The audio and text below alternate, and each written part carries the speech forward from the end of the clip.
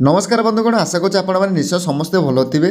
आज आम साहित्यर पेडागोजी पाठ को आलोचना करने जाऊे। प्रथम क्वेश्चन, केउं उपायटी वर्णशुद्धि निवारण पाई उपयोगी नुहे? ऑप्शन नंबर ए रे सरल रचना लिखन, ऑप्शन बी रे दृष्ट लिखन, ऑप्शन सी रे बनान खेल ना ऑप्शन डी रे अभिधानर व्यवहार।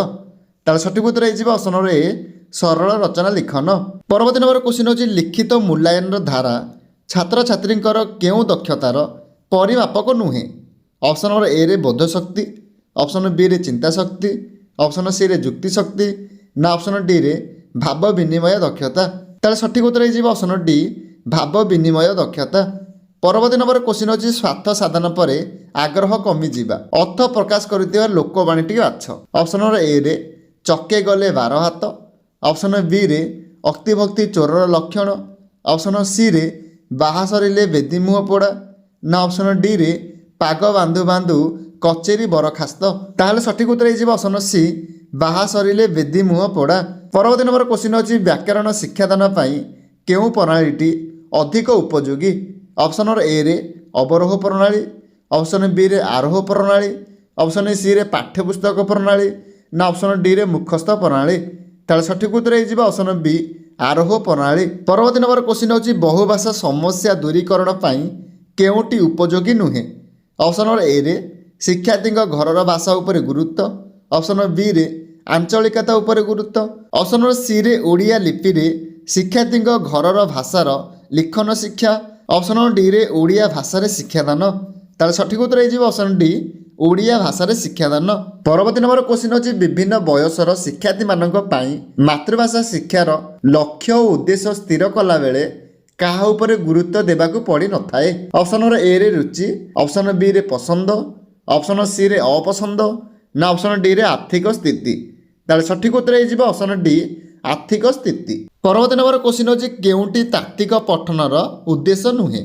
ऑप्शन नंबर ए रे नूतन और क्लिष्ट शब्द परिचित, ऑप्शन बी रे भाषागत कौशल हासिल, ऑप्शन सी रे मनोरंजन ना ऑप्शन डी रे व्याकरण ज्ञानर अभिवृद्धि। तार सठिक उत्तर हो ऑप्शन सी मनोरंजन। परवर्ती नंबर क्वेश्चन होची केउं पद्धति पठन शिक्षादान पाई उपयुक्त विवेचित हुए नहीं? ऑप्शन नंबर ए रे वर्णानुक्रमिक पद्धति, ऑप्शन बी रे शब्दक्रमिक पद्धति, ऑप्शन सी रे वाक्य पठन प्रणाली ना ऑप्शन डी रे गल्प पठन प्रणाली। तार सठिक उत्तर हो ऑप्शन नंबर ए वर्णानुक्रमिक पद्धति। परवर्ती नंबर क्वेश्चन होची केउंटी अभिव्यक्तिमूलक प्रश्न? ऑप्शन नंबर ए रे प्रतिशोधक शब्द को वाक्य रे व्यवहार कर, ऑप्शन बी रे हाथी शब्दर 2टी प्रतिशब्द लेख, ऑप्शन नंबर सी रे केउं उपाय रे स्वाधीनता लाभ कले ताहा चिरंजीवी हुए ना ऑप्शन डी रे कन्फ्यूजिंग ग्रंथ ध्वंस करने को किए निर्देश देइथिला। ताहले सठिक उत्तर हो ऑप्शन बी हाथी शब्दर 2टी प्रतिशब्द लेख।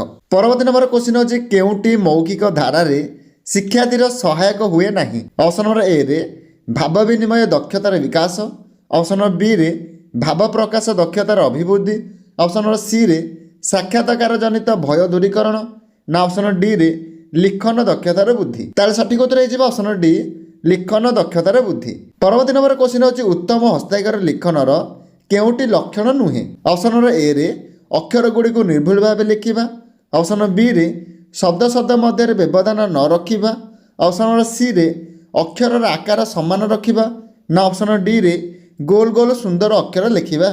ताहले सठिक उत्तर हो ऑप्शन बी शब्द शब्द मध्य व्यवधान न रखा। परवर्ती नंबर क्वेश्चन होची केउंटी वर्णाशुद्धि निवारणर उपाय नुहे? ऑप्शन नंबर ए रे उच्च पठन, ऑप्शन बी रे बनान खेल, ऑप्शन सी रे श्रुत लेखन ना ऑप्शन डी रे अभिधान व्यवहार। ताले सठिक उत्तर हो ऑप्शन नंबर ए उच्च पठन। परवर्ती नंबर क्वेश्चन होची शिक्षा वर्ष शेष जो मूल्यांकन करा जाए ताहाकू कौन कहा जाए? ऑप्शन नंबर ए रे पोर्टफोलियो मूल्यांकन, ऑप्शन बी रे सामग्रिक मूल्यांकन, ऑप्शन सी रे समन्वय दक्षता मूल्यांकन ना ऑप्शन डी रे प्रवीणता परीक्षण। तार सठिक उत्तर हो ऑप्शन बी सामग्रिक मूल्यांकन। परवर्ती नंबर क्वेश्चन होची केउंटी सृजनात्मक लिखनर अंतर्भुक्त नुहे? ऑप्शन नंबर ए रे चित्र देखी गप लिखा, ऑप्शन बी रे गोटे नामकरण को नहीं कविता लिखा, ऑप्शन नंबर सी रे केतोटी असंपर्कित शब्द को नहीं अनुच्छेद लिखा ନା ଅପସନ୍ ଡିରେ ମୁଖସ୍ଥ କରିଥିବା କବିତାଟିକୁ ଲେଖିବା।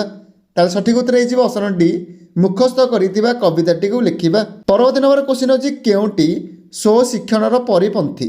ଅପସନ୍ ଏରେ ଶିକ୍ଷକଙ୍କର ସହାୟତାରେ ପାଠ ବୁଝିବା, ଅପସନ୍ ବିରେ ଶିକ୍ଷକଙ୍କର ବିନା ସହାୟତାରେ ପାଠ ବୁଝିବା, ଅପସନ୍ ସିରେ ଶିକ୍ଷଣ କ୍ଷେତ୍ରରେ ଆତ୍ମନିର୍ଭରଶୀଳ ହେବା, ନା ଅପସନ୍ ଡିରେ ଶବ୍ଦ ପ୍ରୟୋଗ କ୍ଷେତ୍ରରେ ସ୍ୱଦକ୍ଷତାରେ ବୃଦ୍ଧି ଘଟାଇବା।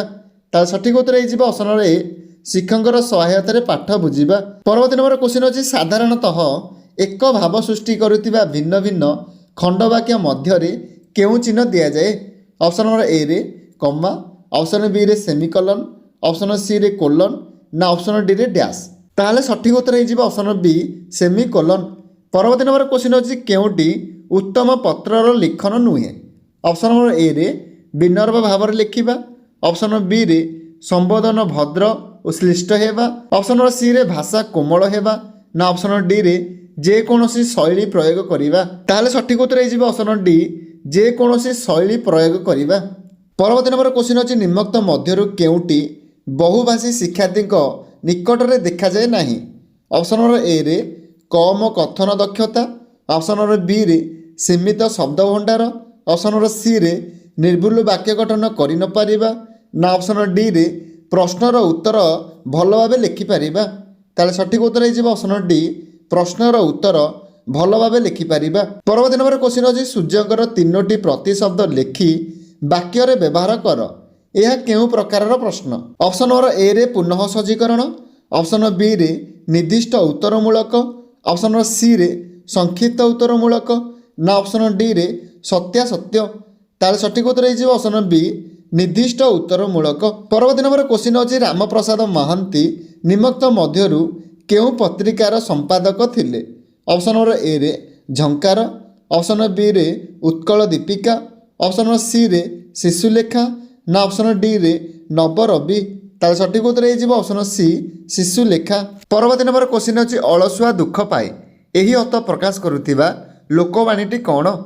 ଅପସନ୍ ନମ୍ବର ଏରେ ଆକାଶ କଇଁଆ ଚିଲିକା ମାଛ, ଅପସନ୍ ବିରେ ଓଟ ମୁହଁରେ ଜିରା, ଅପସନ୍ ସିରେ ଚାଷ ତର ତର ବଣିଜ ମଠ, ନା ଅପସନ୍ ଡିରେ ହାତ ଅଳସେ ନିଶ ବଙ୍କା। ତାହେଲେ ସଠିକ୍ ଉତ୍ତର ହେଇଯିବ ଅପସନ୍ ଡି ହାତ ଅଳସେ ନିଶ ବଙ୍କା। ପରବର୍ତ୍ତୀ ନମ୍ବର କ୍ୱେଶ୍ଚିନ୍ ହେଉଛି ବୋଝ ଉପରେ ଲଳିତା ବିଡ଼ା ଏହି ରୂଢ଼ିଟିର ଅର୍ଥ କ'ଣ? ଅପସନ୍ ନମ୍ବର ଏରେ ମନ୍ଦଭାଗ୍ୟ, ଅପସନ୍ ବିରେ ଦୁଃଖ ଉପରେ ଦୁଃଖ, ଅପସନ୍ ସିରେ ବିପଦକୁ ଡାକି ଆଣିବା, ନା ଅପସନ୍ ଡିରେ ଖୁବ୍ କଷ୍ଟ କଥା। ତାହେଲେ ସଠିକ୍ ଉତ୍ତର ହେଇଯିବ ଅପସନ୍ ବି ଦୁଃଖ ଉପରେ ଦୁଃଖ। ପରବର୍ତ୍ତୀ ନମ୍ବର କ୍ୱେଶ୍ଚିନ୍ ହେଉଛି କାଳ୍ପନିକ କଥା କହିବା ଅର୍ଥ ପ୍ରକାଶ କରୁଥିବା ରୂଢ଼ିଟିକୁ ଚିହ୍ନାଅ। ଅପସନ୍ ନମ୍ବର ଏରେ ଓକର ଖୋଲିବା, ଅପସନ୍ ବିରେ ବାହାଘର ବେଳେ ବାଇଗଣ ରୁଆ, ଅପସନ୍ ସିରେ ଠାସୁକୁ ମାରିବା, ନା ଅପସନ୍ ଡିରେ ଆବୁଡ଼ା ଛାଟି କହିବା। ତାହେଲେ ସଠିକ୍ ଉତ୍ତର ହେଇଯିବ ଅପସନ୍ ଡି ଆବୁଡ଼ା ଛାଟି କହିବା। ପରବର୍ତ୍ତୀ କ୍ୱେଶ୍ଚିନ୍ ହେଉଛି କେଉଁଟି କ୍ରିୟାଯୁକ୍ତ ରୂଢ଼ି? ଅପସନ୍ ନମ୍ବର ଏରେ ନାଟକର ଗୋବର୍ଦ୍ଧନ, ଅପସନ୍ ବିରେ ହାଟ ମଧ୍ୟରେ ବ୍ରହ୍ମଜ୍ଞାନ, ଅପସନ୍ ସିରେ ମୁଣ୍ଡରେ ଅଠା ବୋଳି ଦେବା, ନା ଅପସନ୍ ଡିରେ ଅହିନକୁଳ ସମ୍ପର୍କ। ତାହେଲେ ସଠିକ୍ ଉତ୍ତର ହେଇଯିବ ଅପସନ୍ ସି ମୁଣ୍ଡରେ ଅଠା ବୋଳି ଦେବା। ପରବର୍ତ୍ତୀ କ୍ୱେଶ୍ଚିନ୍ ହେଉଛି ପ୍ରକୃତି କେବେ ବଦଳେ ନାହିଁ ଏହି ଅର୍ଥ ପ୍ରକାଶ କରିଥିବା ଲୋକବାଣୀଟି କ'ଣ? ଅପସନ୍ ନମ୍ବର ଏରେ ସଟା ବଟା କରି, ଅପସନ୍ ବିରେ କୁକୁର ଲାଙ୍ଗୁଡ଼ 12 ବର୍ଷରେ ସଳଖେ ନାହିଁ, ଅପସନ୍ ସିରେ କଙ୍କଡ଼ାକୁ ଗୋଳିଆ ପାଣି ସୁହାଏ, ନା ଅପସନ୍ ଡିରେ ମଲା ଘୋଡ଼ାର ଟଙ୍କା ମାପିବା। ତାହେଲେ ସଠିକ୍ ଉତ୍ତର ହେଇଯିବ ଅପସନ୍ ବି କୁକୁର ଲାଙ୍ଗୁଡ଼ 12 ବର୍ଷରେ ସଳଖେ ନାହିଁ।